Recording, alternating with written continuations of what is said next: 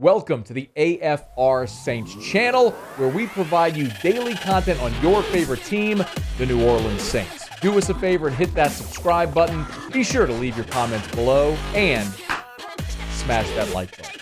Who dat?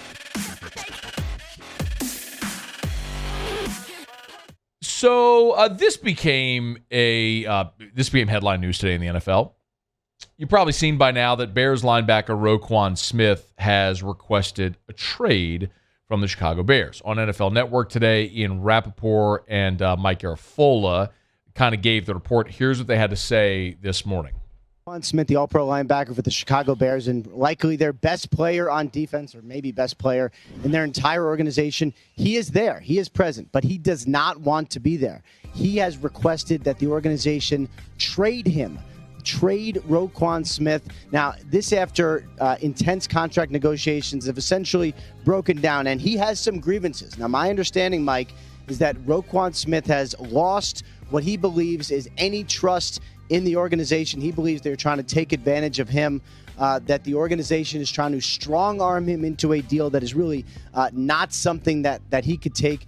One example, they're insisting on de-escalator clauses, which no player making $15 million or more has in their contract. The deal they offered him was highly, highly backloaded and would really hurt the entire linebacker market, and clearly he is offended by all of this. So that was Ian Rappaport on the NFL Network laying out the particulars. Roquan Smith requested a trade with a social media post that he had done as a note on his phone. He said, look, he essentially wrote the letter to Chicago Bear fans saying he requested a trade, mentions he's a kid from Macon County, Georgia, said he dreamed of growing up playing for the NFL, never imagined being a top 10 pick of the Chicago Bears.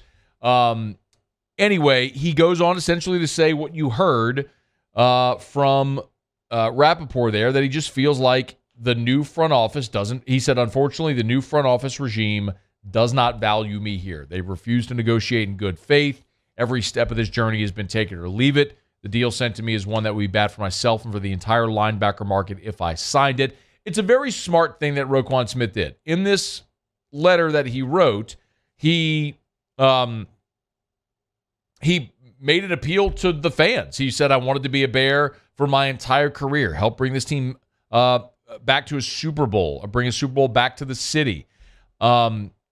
He said he hasn't had a chance to talk to the McCaskey family, and maybe that can salvage this, but as of right now, he doesn't see a path back to the organization that I truly love, as he put it. So he ended by saying, I hope and pray y'all can understand. I'm deeply sorry it's come to this. Sincerely, Roquan Smith.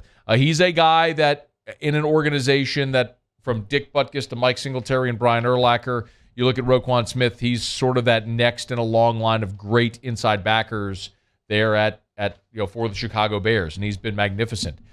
It's worth mentioning this, and I only bring this up today not because general NFL topics or the Chicago Bears topics are relevant here, but I look at it from the standpoint of whether or not the Saints should make a play for Roquan Smith. It's why yesterday we talked about Kareem Hunt. Kareem Hunt requested a trade from Cleveland. Now, Cleveland's come out and said they have no interest in trading Kareem Hunt. But we talked about it from the perspective that the Saints should be in the mix for Kareem Hunt, which I think no. Because you've got a guy who's got 1 year left on his deal. Why would you give up an asset to get a guy at a position that depreciates when you're already paying Alvin Kamara $75 million? You can't afford to pay two running backs. You don't want to give up an asset just to have a guy for a year. But my stance has always been, if you are a member of an NFL front office, you should consider every single deal. It's like when you go shopping. You walk into a store that's probably more expensive than you can afford, and you see something you like. You don't just walk past it and say, I can't afford it. What do? You look at the tag. You always look at the tag, don't you? We always do it when we shop. You look at the tag. You look at the price. You never know. Maybe it's discounted. You always look at the tag. That's what every member of every front office should be doing when they hear Roquan Smith is interested in and is demanding a trade. You make the phone call. You kick the tires. You see what it's going to cost. Now, this is certainly an opportunity for ownership in Chicago to flex. Maybe the McCaskies will come forward and tell the GM, hey, get a deal done. We saw this in New Orleans. Drew Brees got very frustrated during his free agent year in 2011, and it lingered and lingered and lingered, and ultimately Tom Benson finally stepped in and said, get a deal done now. And they did, very quickly, get that deal done. He didn't want it to linger anymore. It's also worth noting that a lot of players request and or demand trades that never happen. Deebo Samuel demanded a trade out of San Francisco. Last week, he got a long-term extension. Yesterday, Kareem Hunt asked for a trade out of Cleveland. Cleveland said, yeah, we're not trading you. Aaron Rodgers requested a trade from Green Bay. He's still the quarterback in Green Bay at $50 million per. Flip side of it is Jamal Adams requested a trade from the Jets. They traded him to Seattle. Julio Jones requested a trade from Atlanta. They traded him to Tennessee. Antonio Brown wanted out of Pittsburgh. They traded him to Oakland. Like, sometimes it happens. Sometimes you have a player that's either discontent or you can't come to some type of contract agreement.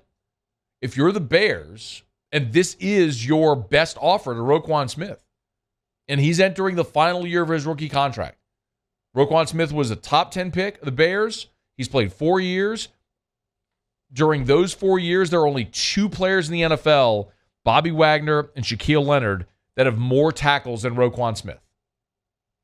2-time All-Pro, second-team All-Pro, but still the last 2 years have been second-team All-Pro each of the last 2 years. You got a guy who's going into the final year, the 5th year of his rookie contract. If he is not going to re-sign with you and you genuinely feel this is your best offer to him, then it is better for you to trade him and recoup assets instead of letting him sign with someone else after this year, because you're not winning a championship in Chicago this year anyway. So if you're the Saints, we talked about it. Where are the Saints weakest right now on this team? It's linebacker.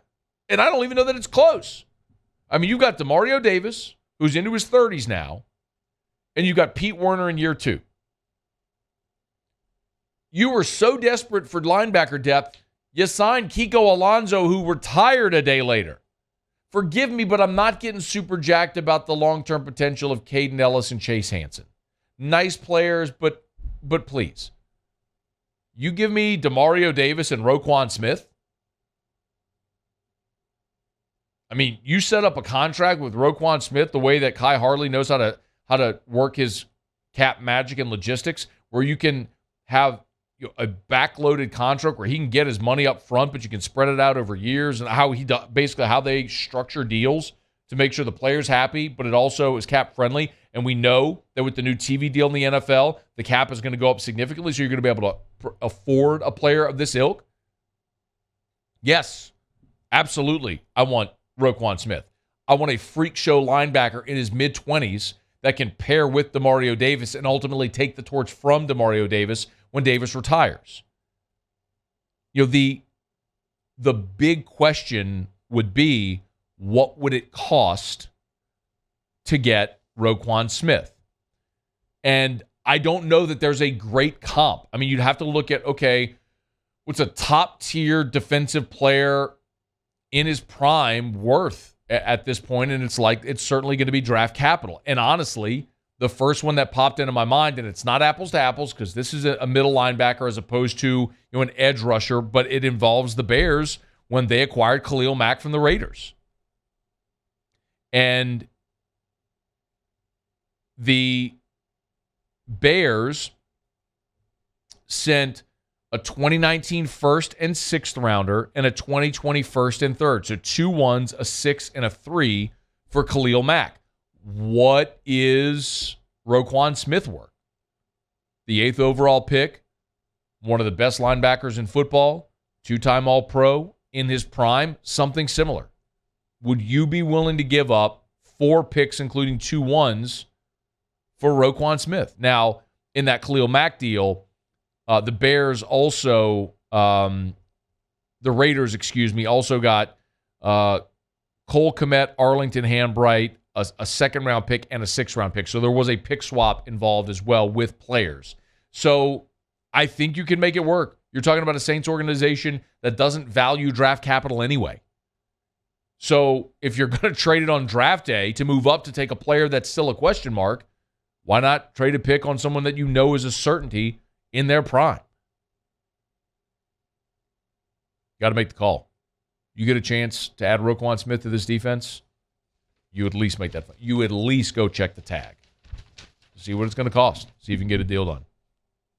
Now, I think the Bears are stupid if they trade Roquan Smith. They're stupid if they don't find a way to get this deal done with arguably the best young linebacker in football. But they can't.